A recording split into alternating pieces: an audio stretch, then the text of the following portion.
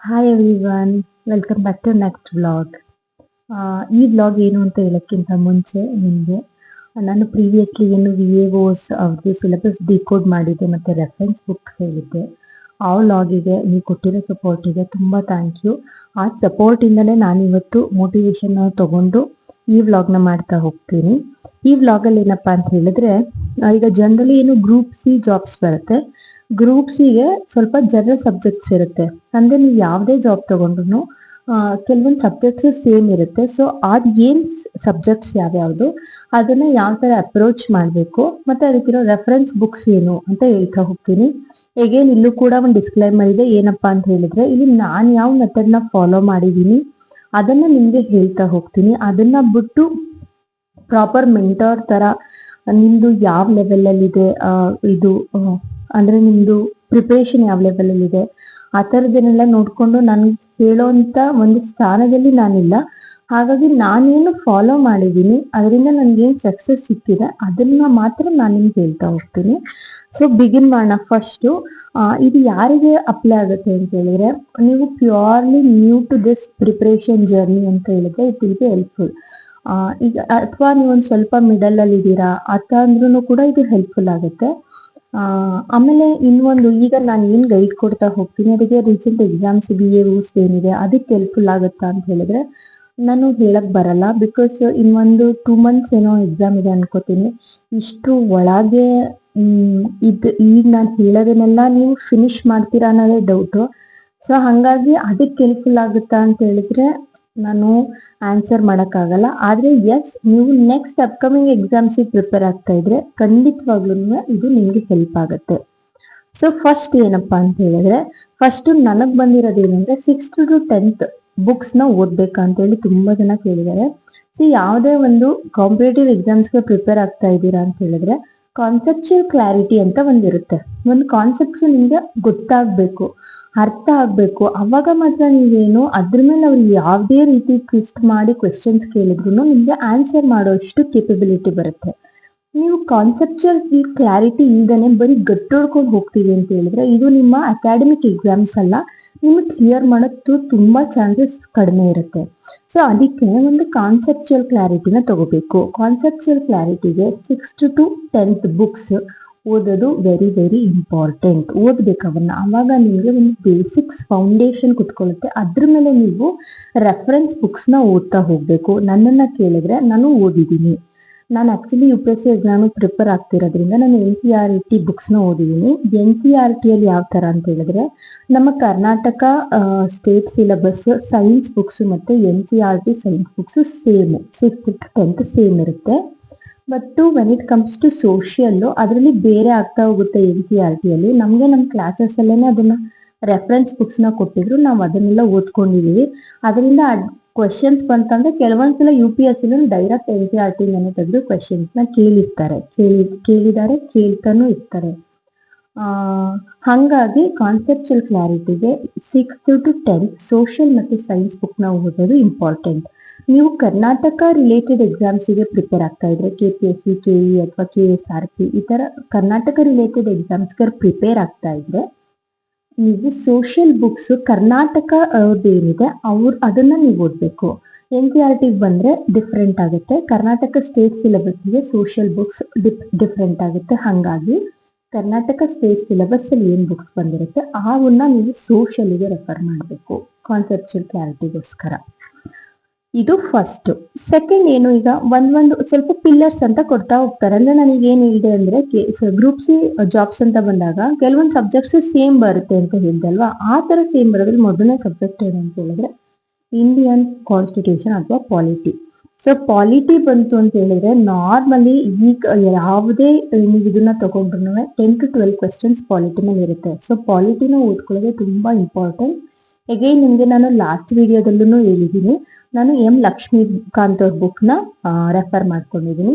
ಮತ್ತೆ ಇನ್ನೊಂದು, ನನಗೇನು ಹೇಳ್ತಾ ಹೋಗ್ತೀನಲ್ಲ ಇದೆಲ್ಲ ಸ್ವಲ್ಪ English medium related books, reference books ಆಗಿರ್ಬೋದು, ಅಥವಾ ನಾನು ಬೇರೆ ಏನೇ ಮಾತಾಡಿದ್ರು ಬೈ ಡಿಫಾಲ್ಟ್ ಅದು ಇಂಗ್ಲಿಷ್ ಮೀಡಿಯಂಗೆ ರಿಲೇಟೆಡ್ ಆಗಿರುತ್ತೆ. ನಾನು ಇಂಗ್ಲಿಷ್ ಮೀಡಿಯಮಲ್ಲಿ ಕೋಚಿಂಗ್ ತಗೊಂಡಿರೋದು, ನಾನು ಎಕ್ಸಾಮ್ ಬರೋದು ಇಂಗ್ಲಿಷ್ ಮೀಡಿಯಂ. ಇನ್ಫ್ಯಾಕ್ಟ್ ನಾನು KS ಮೇನ್ಸ್ ಬರ್ದಿರೋದು ಕೂಡ ಇಂಗ್ಲಿಷ್ ಮೀಡಿಯಂ. ಸೊ ನಾನು ಏನೇ ಹೇಳ್ತಾ ಹೋದ್ರು ಇಂಗ್ಲಿಷ್ ಮೀಡಿಯಂ ಅವ್ರಿಗೆ ತುಂಬಾ ರಿಲೇಟೆಡ್ ಆಗಿರುತ್ತೆ. ನೀವು ಕನ್ನಡ ಮೀಡಿಯಂಗೆ ಪರ್ಟಿಕ್ಯುಲರ್ ಬೇಕು ಅಂತ ಹೇಳಿದ್ರೆ ದಯವಿಟ್ಟು ಕನ್ನಡ ಮೀಡಿಯಮಲ್ಲಿ ಪ್ರಿಪೇರ್ ಆಗಿ ಎಕ್ಸಾಮ್ ಬರೆದು ಸಕ್ಸಸ್ ತಗೊಂಡಿರೋರು ತುಂಬ ಜನ ಇರ್ತಾರೆ. ಅವ್ರು ಏನು ನಿಮಗೆ ಗೈಡ್ ಮಾಡ್ತಾರೆ ಅದನ್ನ ನೀವು ಫಾಲೋ ಮಾಡಿ.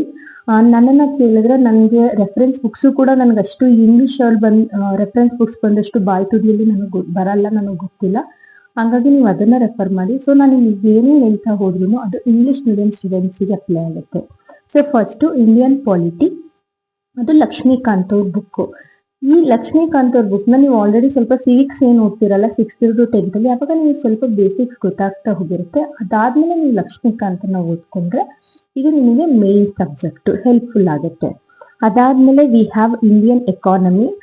ಎಕಾನಮಿಯಲ್ಲಿ ಈ ಕೆಲವೊಬ್ರು ಎಕನಾಮಿಕ್ಸ್ ಓದ್ತಾರಲ್ಲ ಅದೆಲ್ಲ ಪ್ರಾಬ್ಲಮೆಟಿಕ್ ಸ್ವಲ್ಪ ಬರುತ್ತೆ. ಆದ್ರೆ ಕಾಂಪಿಟೇಟಿವ್ ಎಕ್ಸಾಮ್ಸ್ ಅಲ್ಲಿ ಎಕನಾಮಿಕ್ಸ್ ಕೇಳಲ್ಲ, ಎಕಾನಮಿ ಕೇಳ್ತಾರೆ, ಅಂದ್ರೆ ಥಿಯರಿಟಿಕಲ್ ಕಾನ್ಸೆಪ್ಟ್ಸ್ ನ ಕೇಳ್ತಾರೆ.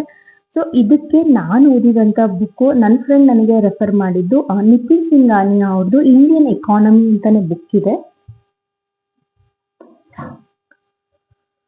ನಿತಿನ್ ಸಿಂಘಾನಿಯಾ ಅವ್ರದ್ದು ಇಂಡಿಯನ್ ಎಕಾನಮಿ ಬುಕ್.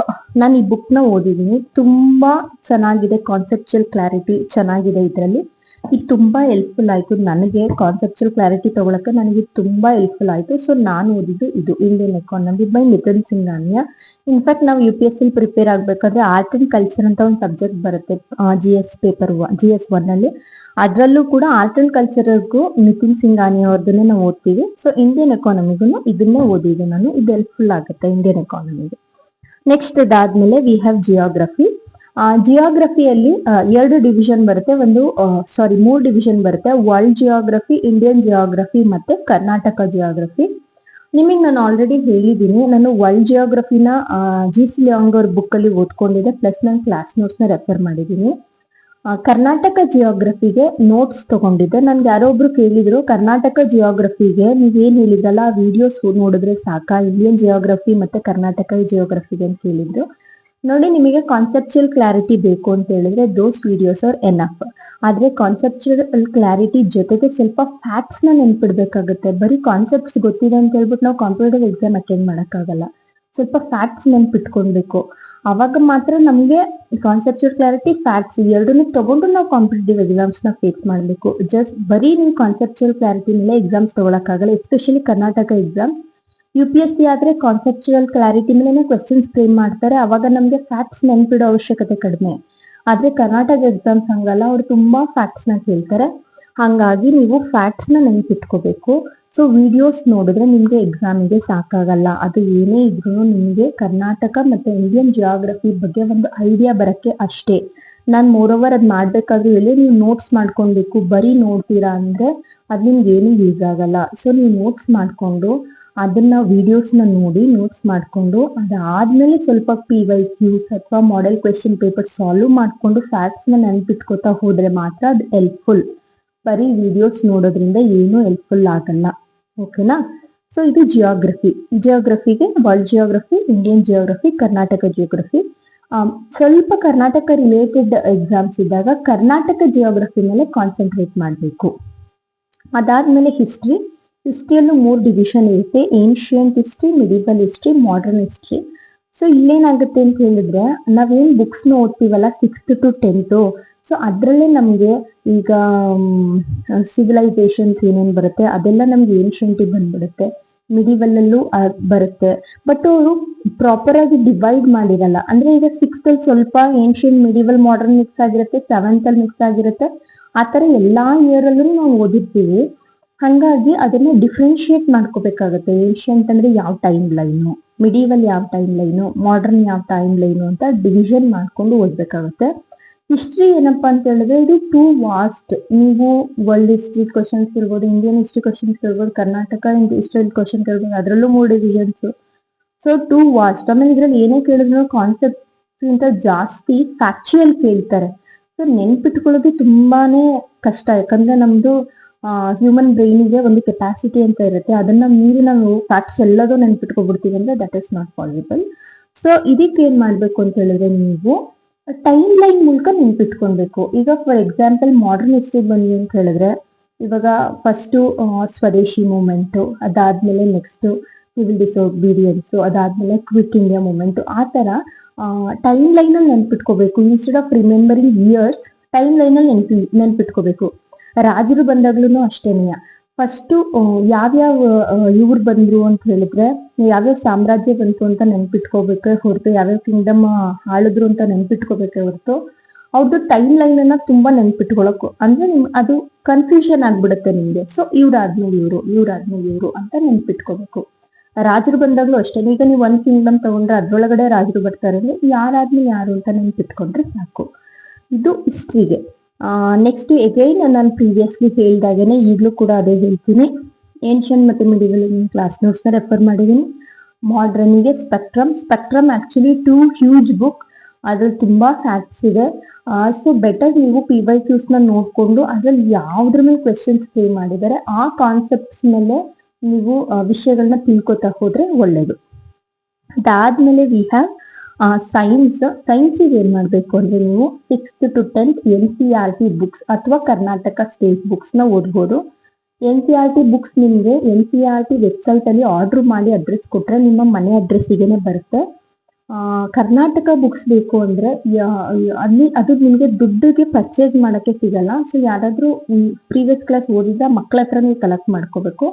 ಇಲ್ಲ ಅಂತ ಹೇಳಿದ್ರೆ ಕರ್ನಾಟಕ ಟೆಕ್ಸ್ಟ್ ಬುಕ್ ಸೊಸೈಟಿ ಅಂತ ಹೇಳ್ಬಿಟ್ಟು KTBS ಅಲ್ವಾ, ಅಲ್ಲಿ ವೆಬ್ಸೈಟಿಗೆ ಹೋದ್ರೆ ನಿಮ್ಗೆ ಅದು PDF ಅವೈಲಬಲ್ಸ್ ಇದೆ, ಅದನ್ನು ನೀವು ಪ್ರಿಂಟ್ ತಗೋಬಹುದು. ಸೈನ್ಸಿಗೆ ಏನ್ ವರಿ ಮಾಡ್ಕೊಳಂಗಿಲ್ಲ, NCERT ಮತ್ತೆ ಕರ್ನಾಟಕ ಸ್ಟೇಟ್ ಸಿಲೆಬಸ್ ಒಂದೇ ಆಗಿರೋದ್ರಿಂದ ಯಾವ್ದಾದ್ರು ಒಂದನ್ನ ಓದಿ. ಸೋಷಿಯಲಿ ಮಾತ್ರ ನಿಮಗೆ ಕರ್ನಾಟಕದ್ದೇ ಬುಕ್ ಬೇಕು ಅಂದ್ರೆ ಸ್ವಲ್ಪ ಕಷ್ಟ ಆಗುತ್ತೆ, ಅದಕ್ಕೆ ಕರ್ನಾಟಕ ಟೆಕ್ಸ್ಟ್ ಬುಕ್ ಸೊಸೈಟಿಯಲ್ಲಿ PDF ಡೌನ್ಲೋಡ್ ಮಾಡ್ಕೊಂಡು ಓದ್ಕೊಳ್ಳಿ if you are comfortable with PDF. Otherwise you can take print out of that. Next ಇನ್ನೊಂದು ಏನು ಅಂದ್ರೆ ಮೆಂಟಲ್ ಎಬಿಲಿಟಿ. ಸೊ ಮೆಂಟಲ್ ಎಬಿಲಿಟಿಯಲ್ಲಿ ಕೆಲವೊಂದು ಬೇಸಿಕ್ಸ್ ಏನಿದೆಯಲ್ಲ, ಅವ್ರು ಯಾವ್ದ್ರ ಮೇಲೆ ಕ್ವೆಶನ್ಸ್ ಕೇಳ್ತಾರೆ ಅಂತ ನೀವು ಹೇಳಕ್ ಬರಲ್ಲ. ಸೊ ಅದಕ್ಕೇನೆ ಸ್ವಲ್ಪ ಈಗೇನು ಬೇಸಿಕ್ಸ್ ಇರುತ್ತೆ, time and space, boat and streams, profit and loss, proportionality, ಈ ತರ ಸ್ವಲ್ಪ ಬೇಸಿಕ್ಸ್ ಕಾನ್ಸೆಪ್ಟ್ಸ್ ಇದೆ. ಆ ಕಾನ್ಸೆಪ್ಟ್ಸ್ ನೀವು ಓದ್ಕೋಬೇಕು. ನಾನು ಈಶ್ವರ್ ಸರ್ ಅಂತ ಒಬ್ರು ಬರ್ತಾರೆ ಯೂಟ್ಯೂಬ್ ಅಲ್ಲೇ, ಅವ್ರ ಕ್ಲಾಸಸ್ ನೋಡಿ ಬೇಸಿಕ್ಸ್ ನಾನು ಕಲ್ತ್ಕೊಂಡಿದ್ದೆ. ಬಟ್ ನಂಗೆ ವಿಡಿಯೋ ನೋಡ್ಬೇಕಾದ್ರೆ ನಾನು ಸಾಲ್ವ್ ಮಾಡ್ತೀನಿ ಅನ್ನಿಸ್ತಿತ್ತು. ಆಮೇಲೆ ನಾನು ಸಾಲ್ವ್ ಮಾಡಕ್ ಹೋದಾಗ ನಂಗೆ ಸಾಲ್ವ್ ಮಾಡಕ್ಕೆ ಬರ್ತಿರ್ಲಿಲ್ಲ. ನಾನು ಅದಕ್ಕೆ ಜಾಸ್ತಿ ಮೆಂಟಲ್ ಎಬಿಲಿಟಿಗೆ ಅಷ್ಟು ಪ್ರೆಷರ್ ಕೊಡ್ಲಿಲ್ಲ. ಮೋರೋವರ್ ನಾನು UPSC ಆಗಿರೋದ್ರಿಂದ CSAT ಅನ್ನೋದೊಂದು ಸ್ವಲ್ಪ ಕಾಂಪ್ರಹೆನ್ಷನ್ ಆ ತರ ಬರೋದ್ರಿಂದ ನಾನು ಜಾಸ್ತಿ ಇಂಪಾರ್ಟೆನ್ಸ್ ಕೊಟ್ಟಿಲ್ಲ ಮೆಂಟಲ್ ಎಬಿಲಿಟಿಗೆ. ಹಂಗಾಗಿ ನನಗೆ ಈಶ್ವರ್ ಸರ್ ಕ್ಲಾಸ್ ನೋಡ್ಕೊಂಡು ಒಂದ್ 2-3 ಕ್ವೆಶನ್ಸ್ ಅಟೆಂಪ್ಟ್ ಕೊಟ್ರೆ ಸಾಕು ಅನ್ನೋ ಸ್ಟೇಜ್ ಅಲ್ಲಿ ಇದ್ದೆ. ನಿಮಗೆ ಬೇರೆ ಸಬ್ಜೆಕ್ಟ್ ವೀಕ್ ಇದ್ದು ನೀವು ಇದ್ರಲ್ಲಿ ಚೆನ್ನಾಗಿದ್ವಿ ಅಂತ ಹೇಳಿದ್ರೆ ಇದ್ರಲ್ಲಿ ಏನ್ ಕ್ವೆಶನ್ಸ್ ಬರುತ್ತೆ PYQs ಅದನ್ನ ಅನಾಲಿಸಿಸ್ ಮಾಡ್ಕೊಂಡು ನೋಡ್ಕೊತಾ ಹೋಗಿ. ನೆಕ್ಸ್ಟ್ ತುಂಬಾ ಇಂಪಾರ್ಟೆಂಟ್ ಅಂದ್ರೆ ಕರೆಂಟ್ ಅಫೇರ್ಸ್. ಇವಾಗ ನೀವು ಯಾವುದೇ KE ಅಥವಾ KPSC ಅವ್ರ ಪೇಪರ್ಸ್ ತೆಗೆದ್ರು ಕರೆಂಟ್ ಅಫೇರ್ಸ್ 30+ ಕ್ವೆಶನ್ಸ್ ಇರುತ್ತೆ. ಕರೆಂಟ್ ಅಫೇರ್ಸ್ ತುಂಬಾ ಇಂಪಾರ್ಟೆಂಟ್. ಸೊ ಕರೆಂಟ್ ಅಫೇರ್ಸ್ಗೆ ನಾನು ಏನ್ ಮಾಡ್ತೀನಿ ಅದನ್ನ ಫಸ್ಟ್ ನಿಮ್ಗೆ ಹೇಳ್ಬಿಡ್ತೀನಿ. ಕರೆಂಟ್ ಅಫೇರ್ಸ್ಗೆ ಈ ಟೆಲಿಗ್ರಾಮ್ ಅಲ್ಲಿ ಕೆಲವೊಂದು ಇದು ಬರುತ್ತೆ. ಈಗ ಫಾರ್ ಎಕ್ಸಾಂಪಲ್ ಕ್ರಿಯೇಟಿವ್ IAS ಅವ್ರದ್ದೊಂದು ಗ್ರೂಪ್ ಇದೆ. ಅವ್ರೇನ್ ಮಾಡ್ತಾರೆ ಅಂದ್ರೆ ಪ್ರಜಾವಾಣಿ ಪೇಪರ್ ಕಟ್ಟಿಂಗ್ಸ್ ಕಾಂಪಿಟೇಟಿವ್ ಎಕ್ಸಾಮ್ಸ್ಗೆ ಯಾವ್ದು ಇಂಪಾರ್ಟೆಂಟ್ ಅದನ್ನ ಮಾತ್ರ ಪೋಸ್ಟ್ ಮಾಡ್ತಾರೆ. ನಮ್ಗೆ ಅಷ್ಟನ್ನ ಓದ್ಕೊಂಡ್ರೆ ಸಾಕು.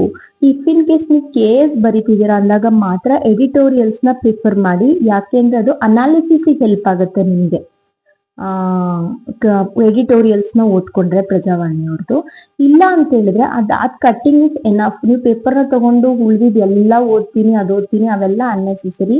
ಅವ್ರು ಆಲ್ರೆಡಿ ತುಂಬಾ ವರ್ಷ ಎಕ್ಸ್ಪೀರಿಯನ್ಸ್ ಇದ್ದು ಅವರಿಗೆ ಒಂದು ಪೇಪರ್ ಸೆಟ್ಟರ್ ಏನಿರುತ್ತೆ ಅವ್ರ ಮೈಂಡ್ ಸೆಟ್ ನ ರೀಡ್ ಮಾಡಿರ್ತಾರೆ, ಇನ್ಸ್ಟಿಟ್ಯೂಷನ್ಸ್ ನೀರಿರ್ತಾರೆ ಅವರು, ಹಂಗಾಗಿ ಅವ್ರಿಗೆ ಗೊತ್ತಿರುತ್ತೆ. ಅವ್ರ ಹಂಗಾಗ ಕಟ್ಟಿಂಗ್ಸ್ ಕೊಡ್ತಾರೆ, ಅದನ್ನ ಮಾತ್ರ ನೀವು ನೋಡ್ಕೊಳ್ಳಿ, ಆಗ ನಿಮ್ಗೆ ಹೆಲ್ಪ್ ಆಗುತ್ತೆ. ಅದ್ರ ಜೊತೆಗೆ ನಾನು ಯಾವ್ದು ನ್ಯೂಸ್ ನೋಡ್ತೀನಿ ಅಂತ ಹೇಳಿದ್ದೆ ಲಾಸ್ಟ್ ವಿಡಿಯೋಲಿ. ನನ್ನ ಫ್ರೆಂಡ್ ಕೇಳಿದ್ರು ಯಾವ್ದು ನೋಡ್ತೀರಾ ಅದನ್ನ ಹೇಳಿ ಅಂತೇಳಿ. ನಾನು ಯಾವ್ದು ನೋಡ್ತೀನಪ್ಪ ಅಂತ ಹೇಳಿದ್ರೆ ಮಸ್ತ್ ಮಗ ಯೂಟ್ಯೂಬ್ ಚಾನೆಲ್ ಇದೆ. ಅಲ್ಲಿ ಒಂದು ಆಫ್ಟರ್ನೂನ್ ಹಂಗೆ ನಿಮ್ಗೆ ಸುತ್ತು ಜಗತ್ತು ಅಂತ ಹೇಳಾಕ್ತಾರೆ, ಅಂದ್ರೆ ವರ್ಲ್ಡ್ ನ್ಯೂಸ್ ನ ಕವರ್ ಮಾಡ್ತಾರೆ. ಮತ್ತೆ ನೈಟ್ ಒಂದು 9 o'clock ಅಷ್ಟೊತ್ತಿಗೂ ಫುಲ್ ನ್ಯೂಸ್ ಅಂತ ಕೊಡ್ತಾರೆ. ಅಲ್ಲಿ ನಮ್ಮ ಸ್ಟೇಟ್ ಮತ್ತೆ ನಮ್ಮ ಕಂಟ್ರಿ ಕವರ್ ಆಗುತ್ತೆ. ಮ್ಯಾಕ್ಸಿಮಮ್ ಅಂದ್ರೆ 15 to 20 minutes ಒಳಗೆ ಮುಗ್ದೋಗುತ್ತೆ. ಬೆಳಗ್ಗೆ 15 to 20 minutes, ಆಫ್ಟರ್ನೂನ್ ಸಂಜೆ 15 to 20 minutes. ತುಂಬಾ ಚೆನ್ನಾಗಿ ಹೇಳ್ತಾರೆ, ತುಂಬಾ ಪ್ರಿಸೈಸ್ ಆಗಿ ಹೇಳ್ತಾರೆ. ನೀವು 2x ಅಲ್ಲಿ ನೋಡಿದ್ರಂತೂ ಇನ್ನೂ ಬೇಗ ಮುಗಿಯುತ್ತೆ.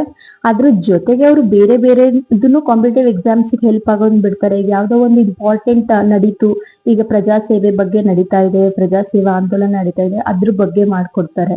ಆ ತರ ನೀವು ಸೆಲೆಕ್ಟೆಡ್ ನ ನೋಡ್ಕೊಂಡ್ರೆ ಆ ವಿಡಿಯೋದಲ್ಲಿ ದಟ್ ವಿಲ್ ಬಿ ಹೆಲ್ಪ್ಫುಲ್. ನಾನು ಆ ನ್ಯೂಸ್ ನ ನೋಡ್ತೀನಿ, ಫಾಲೋ ಮಾಡ್ತೀನಿ, ನನ್ಗಂತೂ ಯೂಸ್ಫುಲ್ ಆಗಿದೆ. ಮೋರೋವರ್ ನನಗೆ ಸೆಲ್ಫ್ ಪ್ರಿಪ್ರೇಷನ್ಗಿಂತ ನನ್ಗೆ ಯಾರಾದ್ರೂ ಹೇಳಿದ್ರೆ ನನಗೆ ತುಂಬಾ ಬೇಗ ಅರ್ಥ ಆಗುತ್ತೆ. ಹಾಗಾಗಿ ನನ್ಗೆ ನ್ಯೂಸ್ ನೋಡೋದ್ರಿಂದ ನನಗ್ ತುಂಬಾ ಹೆಲ್ಪ್ ಆಗಿದೆ. ನಾನು ಎಷ್ಟೋ ಸಲ ಈ PYQs ಎಲ್ಲ ಸಾಲ್ವ್ ಮಾಡ್ಬೇಕಾದ್ರೆ ಇದನ್ನಲ್ಲಿ ಕೇಳಿದ್ನಲ್ಲ ಅಂತ ನನಗ್ ಫ್ಲಾಶ್ ಕೂಡ ಆಗಿದೆ. ಸೊ ಅದು ತುಂಬಾ ಒಳ್ಳೆ ಚಾನೆಲ್, ಅದರಿಂದ ಯೂಸ್ ಮಾಡ್ಕೊಳ್ಳಿ. ನ್ಯೂಸ್ ನೋಡ್ಕೋಬೇಕು ಎವ್ರಿ ಡೇ. ಸೊ ಈ ಪೇಪರ್ ಕಂಡಕ್ಟ್ ನ್ಯೂಸ್ ನ ನೋಡ್ಕೊಂಡು ನೀವು ಮಂತ್ ಎಂಡ್ ಅಲ್ಲಿ ಅಥವಾ ಒಂದು 10th ಆದ್ಮೇಲೆ ಸ್ಪರ್ಧಾ ವಿಜೇತ ಸಿಗುತ್ತೆ.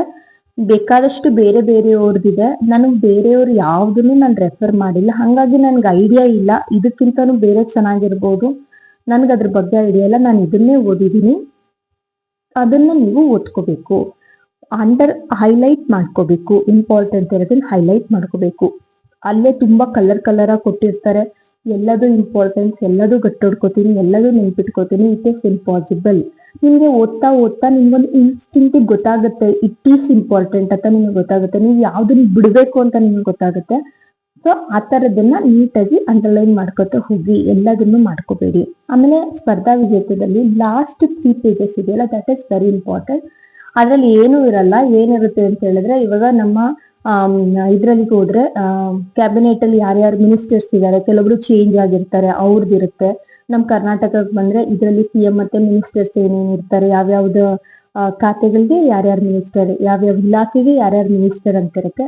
ಅದನ್ನ ನೀವು ಎಕ್ಸಾಮ್ಸ್ಗೆ ಹೋಗ್ತಿರಲ್ಲ, ಅದ್ರ ಪ್ರೀವಿಯಸ್ ಮಂತ್ ಬಂದಿರುತ್ತಲ್ಲ ಸ್ಪರ್ಧಾ ವಿಜೇತ, ಅದರಲ್ಲಿ ನೀವು ನೋಡ್ಕೊಂಡು ಹೋಗಿ. ಕೆಲವೊಂದ್ಸಲ ಯಾರು ಮಿನಿಸ್ಟರ್ ಅಂತ ಡೈರೆಕ್ಟ್ ಕ್ವೆಶನ್ಸ್ ಬಂದಿರೋದು ಇದೆ, ಅದಕ್ಕೆ ನಂಗೆ ಆನ್ಸರ್ ಮರ್ತೋಗಿರೋದು ಇದೆ, ನನಗೆ ಗೊತ್ತೇ ಇರಲ್ಲ, ಆ ಥರದ್ದು ಇರುತ್ತೆ. ಹಂಗಾಗಿ ಅದನ್ನ ನೋಡ್ಕೊಂಡು ಹೋಗಿ.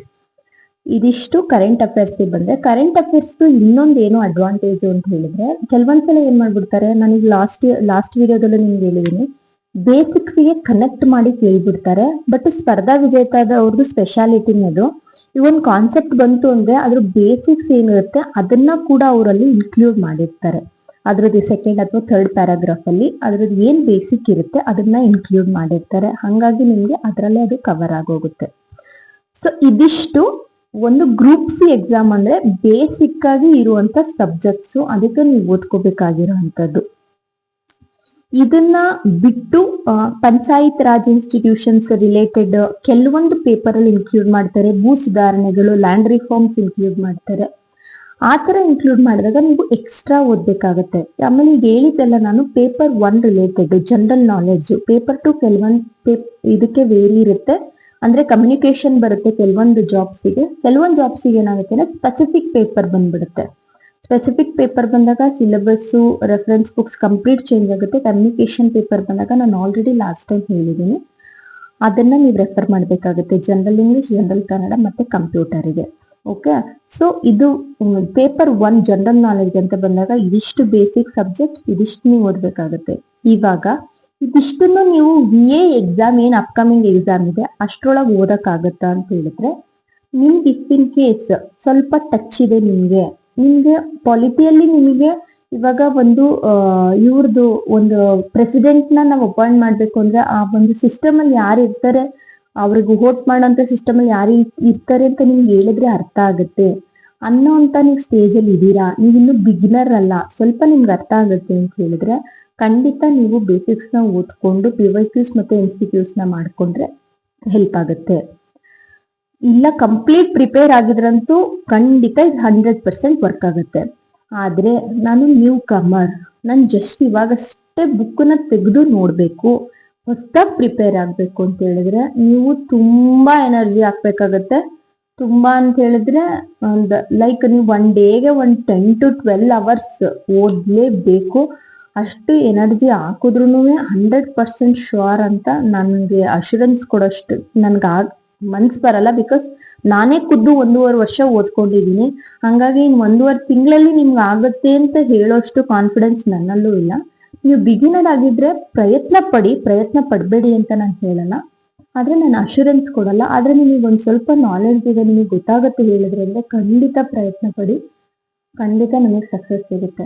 ಇದು ಗ್ರೂಪ್ ಸಿ ರಿಲೇಟೆಡ್ಗೆ ಗ್ರೂಪ್ ಸಿನಲ್ಲಿ ಪೇಪರ್ 1ಗೆ ಸಂಬಂಧಿಸಿದಂಥ ಸಿಲೆಬಸ್ ಮತ್ತು ಅದಕ್ಕೆ ಸಂಬಂಧಿಸಿದಂಥ ಬುಕ್. ನಿಮ್ಗೆಲ್ಲರಿಗೂ ಇದು ಯೂಸ್ಫುಲ್ ಆಗುತ್ತೆ ಅಂತ ನಾನು ಅಂದ್ಕೊಂಡಿದ್ದೀನಿ. ನೆಕ್ಸ್ಟು ವ್ಲಾಗಲ್ಲಿ ಕಾಂಪಿಟೇಟಿವ್ ಎಕ್ಸಾಮಿಗೆ ಸಂಬಂಧಪಟ್ಟಂತೆ ಬೇರೆ ಯಾವುದಾದ್ರೂ ಒಂದು ಟಾಪಿಕ್ ಜೊತೆ ಮತ್ತೆ ಸಿಗೋಣ. Thank you.